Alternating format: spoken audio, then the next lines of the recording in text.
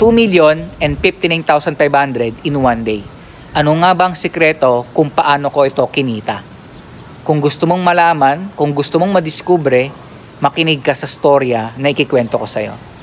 Alam nyo, nagsimula ako bilang isang assistant sa isang studio, naging lightman din ako, naging photographer at naging videographer din ako. Ang tanong, bakit ko pinasok yung mga ganitong trabaho? Ang sagot, gusto kong matulungan yung papa ko. Alam nyo, sobrang sipag ng papa ko pagdating sa trabaho. Kaya lang, kulang pa din yung kinikita namin. Kaya nung nagkasakit na ospital yung mga kapatid ko, sobrang sakit sa pakiramdam na makita yung mga magulang ko na sobrang lungkot dahil hindi nila alam kung saan sila kukuha ng pera pambayad ng ospital. Kaya ang ginawa ko, nangutang ako kung kani-kanino para lang makabayad doon sa ospital. And then meron din mga pagkakataon na nangungutang ako sa tindahan para lang meron kaming makain. Hindi naman palaging wala kaming makain, pero dumarating sa punto na nagugutom kami, no? Wala kaming makain. Minsan yung chichirya, yun na yung inuulam namin sa kanin. Dumating kami sa ganung point. Sobrang sipag ng papa ko, pero hindi pa rin sapat yung kinikita niya para ma-provide yung mga pangangailangan namin. Nagkakautang din kami sa mga pambayad sa kuryente, sa tubig, renta sa bahay, no? Kaya sobrang kulang na kulang talaga. Kaya pinasok ko yung mga ganung trabaho. Hindi pa rin sapat yung kinikita namin. Kahit pinag-combine na namin, yung income namin kulang na kulang pa rin. Dito na ngayon papasok yung na-discover ko. Meron ako na-discover na isang business kung saan kikita ka sa online. Nung una, parang mahirap. Pero nung inaral ko ng mabuti, na ituro na sa akin ng mga mentor ko yung mga tamang daan, doon ako nagsimulang kumita sa madaling paraan. Una kong kinita yung 400 pesos commission ko. Alam nyo, nung kinita ko yon, feeling ko kumita ako ng milyon. Kahit 400 pesos pa lang. Bakit? Napatunayan ko sa sarili ko na pwede palang kumita sa online sa madaling paraan. Basta merong lang mag-guide sa'yo, meron ka lang system na gagamitin. And dahil sa pagiging thankful and grateful ko, sunod-sunod na yung naging income ko.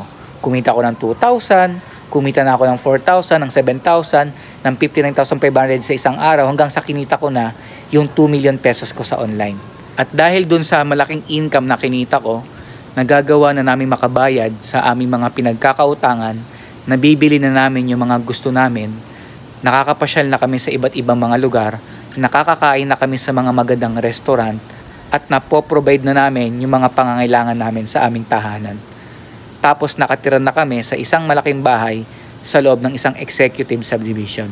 Sobrang thankful talaga ako na kinita ko ito. Sobrang nagpapasalamat ako sa ating Panginoon Diyos sa pagkasangkapan niya kay Coach Edward para matulungan ako nakitain yung ganitong kalaking income.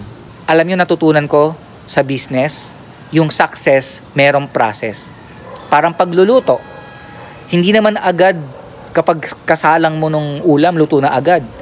Hihiwain mo pa yon, pakukuluan mo pa yon, lalagyan mo ng iba't ibang mga recipe, aantayin mong maluto, kailangan mo ng patience. So sa pagluluto, merong process. Ganon din sa pagbabike.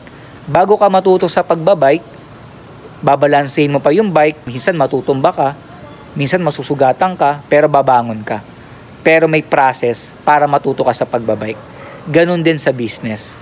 Para ma-achieve mo ang success, kailangan ng process. Kailangan maunawaan na merong process sa pag-achieve ng success. Ngayon, ang advice ko sa inyo, huwag kayong mainip kung hindi nyo pa na-achieve yung success sa business nyo. Ngayon, na-inspire at na-motivate ka ba sa simple storya na shinare ko sa'yo? Kung yes ang sagot mo, comment ka sa baba ng video na to.